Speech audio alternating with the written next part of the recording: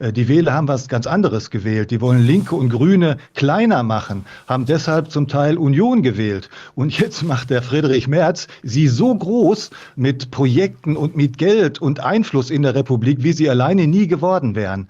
Er will Kanzler werden. Und er hat sich da zusammengetan mit denen, das ist das, was wir immer so nennen, die herrschende Klasse oder die herrschende linksgrüne Klasse, die sich da zusammengefunden hat, denen der Wählerwillen ziemlich egal ist. Friedrich Merz will Kanzler werden, seine Komplizen wollen Minister werden, Staatssekretäre, 1000 andere Pöstchen, 1000 Milliarden, die jetzt zu verteilen sind von dieser herrschenden Klasse. Und das ist das Gegenteil von dem, was der Wähler gewollt hat.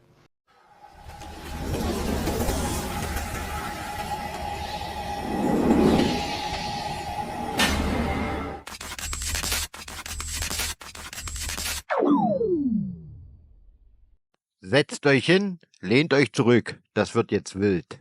Friedrich Merz, einst der Hoffnungsträger der Konservativen, jetzt der größte Wahlbetrüger der Republik. Während die CDU-Wähler dachten, sie würden gegen den linksgrünen Wahnsinn stimmen, macht Merz genau das Gegenteil.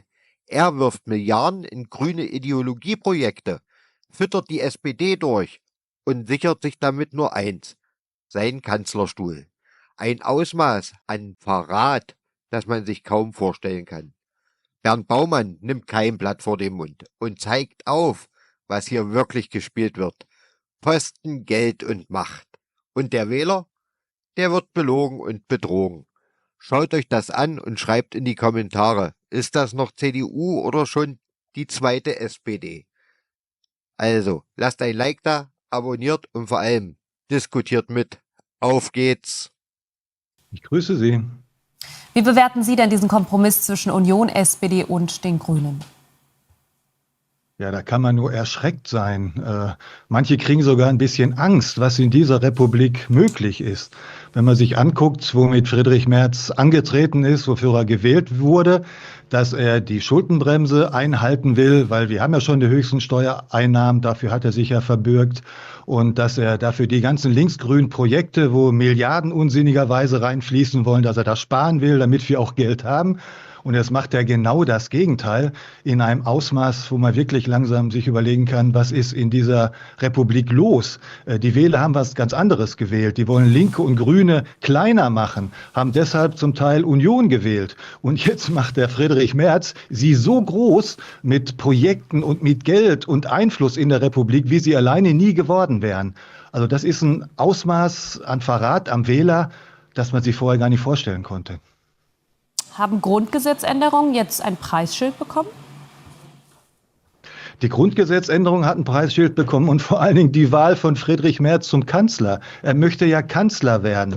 Dafür braucht er die SPD und die SPD will dieses 500 Milliarden Programm Infrastruktur für ihre Klientel. Die Grünen kriegen jetzt ihre Milliarden für ihre Klientel. Er will Kanzler werden. Und er hat sich da zusammengetan mit denen, das ist das, was wir immer so nennen, die herrschende Klasse oder die herrschende linksgrüne Klasse, die sich da zusammengefunden hat, denen der Wählerwillen ziemlich egal ist. Friedrich Merz will Kanzler werden, seine Komplizen wollen Minister werden, Staatssekretäre, 1000 andere Pöstchen, 1000 Milliarden, die jetzt zu verteilen sind von dieser herrschenden Klasse. Und das ist das Gegenteil von dem, was der Wähler gewollt hat.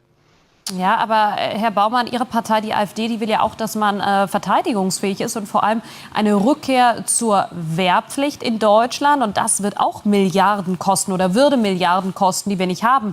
Woher solle dann das Geld denn kommen? Ja, das wäre ja das Sinnvolle gewesen. Das hat ja auch Friedrich Merz versprochen, dass das geht. Wir haben doch die höchsten Steuereinnahmen, die wir überhaupt jemals historisch hatten. Wir sind mit das reichste Land der Welt, die drittgrößte Wirtschaftsnation überhaupt. Es ist doch Geld da, aber es fließt halt in unsinnige Projekte. Ich habe es ja schon mal aufgezählt. Wir geben allein 70 Milliarden aus im Jahr für die Folgen der Migration, der Massenmigration, der Unkontrollierten. Wenn man da den Riegel zumachen würde, könnte man sparen. Und die Klimaprojekte, die unsinnigen, auf deutschem Boden das Weltklima zu retten und die deutsche Industrie zu strangulieren, das sind nochmal 50 Milliarden, die man hätte einsparen können. Entwicklungshilfe für Indien und China, die auf den Mond fliegen und Atomraketen haben. Dieser ganze linksgrüne Wahnsinn auch in Außenpolitik und Entwicklungspolitik. Da wären dicke, dreistellige Milliardensummen. Da hätte man die Bundeswehr sanieren können, Infrastruktur machen können. Und explizit wollen wir jetzt noch mal blicken auf die 100 Milliarden, die der Klima- und Transformationsfonds bekommen soll. Das ist eben der Deal mit den Grünen. Und dieser Fonds ist ausgerechnet der Topf, für den die Union Wirtschaftsminister Habeck immer kritisiert hat. Was passiert mit diesem Geld jetzt? Welche Projekte werden damit finanziert? Das ist ja so viel Geld, wie die Grünen noch niemals hatten. Sie hatten ja in der alten Koalition, in der Ampel, fehlten irgendwie 3 Milliarden. Deswegen ist hinterher die Koalition geplatzt, weil die nicht zur Verfügung standen. Jetzt haben allein die Grünen 100 Milliarden für ihre Wahnsinnsprojekte. Also irgendwie alle unsere Heizungen umbauen, die deutsche Industrie umbauen, klimaneutral, damit da das Weltklima gerettet wird. Alle anderen Industrien in der Welt machen aber nicht mit. Damit strangulieren wir die deutsche Wirtschaft. Damit machen wir Subventionstöpfe auf. Wir haben das ja gesehen mit diesem linksgrünen Stahl. Das funktioniert vorne und hinten nicht. Da werden sie jetzt weitere Milliarden und Milliarden und hunderte Milliarden reinpuffern. Dass sie von Wirtschaft keine Ahnung haben, hat man ja jetzt gesehen während der Ampelregierung. Und jetzt wertet ausgerechnet Friedrich Merz, um Kanzler zu werden, Habeck und Co. noch mal richtig auf. Jetzt können sie noch mal richtig Geld ausgeben, das wir ja gar nicht haben. Das ist ja eine Verschuldung. Das ist ja, wir pumpen sozusagen bei unseren folgenden Generationen das Geld. Die müssen das alles zurückzahlen, nur damit Friedrich Merz Kanzler werden kann. Herr Spahn und Herr Linnemann, Herr Frey werden dann Minister und Tausende werden dann irgendwie Staatssekretäre, Pöstchen und dann sind die Inhalte denen egal. So sieht es im Moment aus. Herr Baumann, vielen Dank für das Gespräch. Bedanke mich. Da werden Milliarden verschoben. Die Grünen bekommen einen Freifahrtschein für ihre ideologischen Fantasien. Und die SPD jubelt im Hintergrund. Das ist kein politischer Kompromiss mehr. Das ist der totale Ausverkauf unseres Landes. Man könnte fast meinen, das Drehbuch zu einem Politthriller zu lesen. Der Untergang des Bundestags. In der Hauptrolle Friedrich Merz, die Grünen und die SPD als Statisten. Und der Preis für dieses Schauspiel die Zukunft Deutschlands. Aber die AfD macht nicht mit. Sie werden mit allen parlamentarischen Mitteln gegen diesen Wahnsinn vorgehen. Es steht sogar ein unerwartetes Angebot an die Linken im Raum, um die nächste Sondersitzung zu verhindern. Wer jetzt noch glaubt, es gäbe keine echte Opposition mehr, sollte genau hinschauen. Also Leute, was sagt ihr dazu? Schreibt's in die Kommentare. Lasst ein Like da, abonniert den Kanal und wir sehen uns im nächsten Video. Bis dann.